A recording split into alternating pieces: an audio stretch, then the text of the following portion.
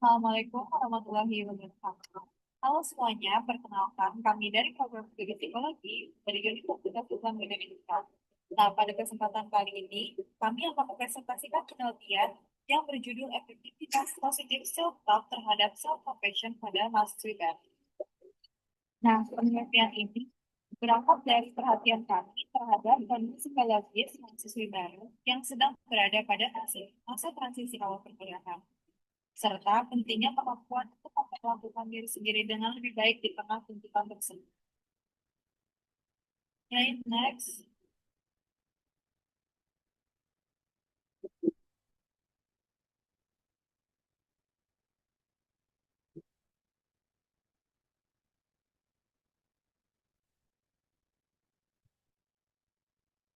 Masuki dunia perkuliahan merupakan perubahan besar bagi mahasiswa baru. Seperti yang ditampilkan pada slide berikut, mahasiswa baru dihadapkan pada tuntutan akademik, sosial, dan personal yang cukup tinggi.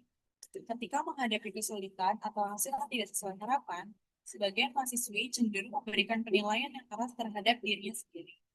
Kritik diri yang berlebihan ini dapat berdampak pada penurunan kesejahteraan psikologis dan meningkatkan resiko burnout akademik.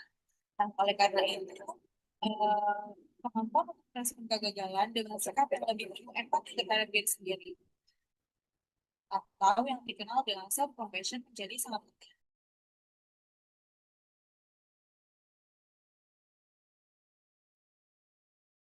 Selanjutnya ada tujuan penelitian. Berdasarkan permasalahan tersebut, penelitian ini disusun dengan tujuan yang cukup spesifik.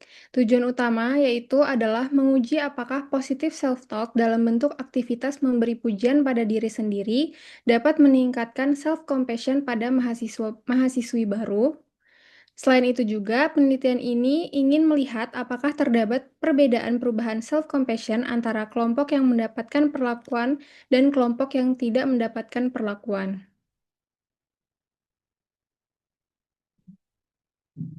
Lalu, untuk kerangka teoritis, penelitian ini didasarkan pada beberapa konsep psikologi yang saling berkaitan. Pertama, konsep self-compassion dari Neff, yang mencakup self-kindness, common humanity, dan mindfulness. Konsep ini menekankan pentingnya memperlakukan diri dengan kebaikan, terutama ketika menghadapi kegagalan ataupun kesulitan. Yang kedua, ada konsep positive self-talk sebagai dialog internal yang bersifat positif.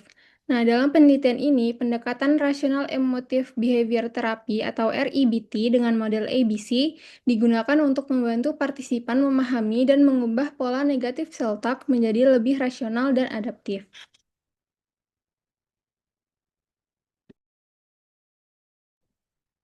Selanjutnya, di sini saya akan menjelaskan tentang metode penelitian yang digunakan dalam eksperimen kita.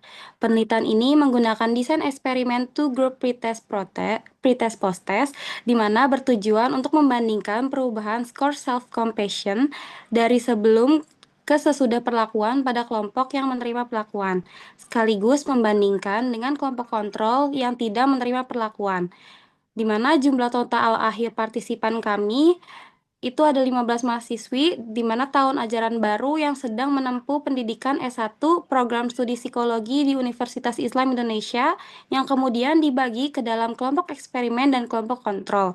Dengan kelompok eksperimen beranggotakan 7 partisipan dan kelompok kontrol sebanyak 8 partisipan.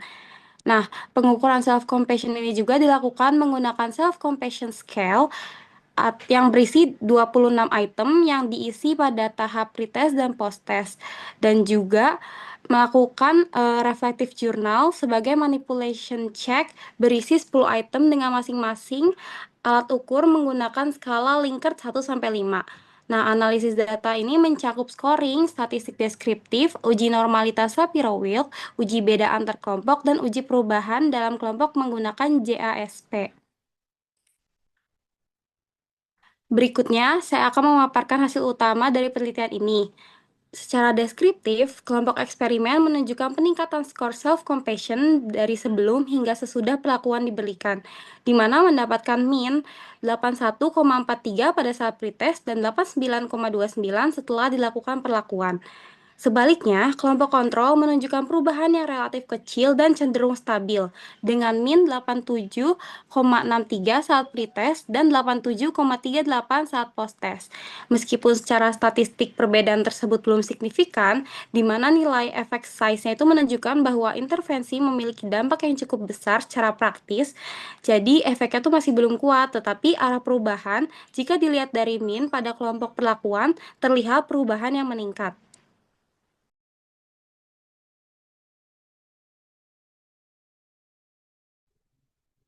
Selanjutnya masuk ke pembahasan. Nah, hasil penelitian ini kemudian kami bahas dengan mengaitkannya pada kerangka teori yang telah digunakan. Nah, seperti yang di slide, latihan positif self-talk berpotensi membantu partisipan mengurangi kritik diri, dan meningkatkan self-kindness. Namun, hasil yang belum signifikan kemungkinan dipengaruhi oleh durasi intervensi yang sangat singkat serta jumlah sampel yang relatif kecil, sehingga perubahan yang terjadi belum sepenuhnya terinternalisasi. Next.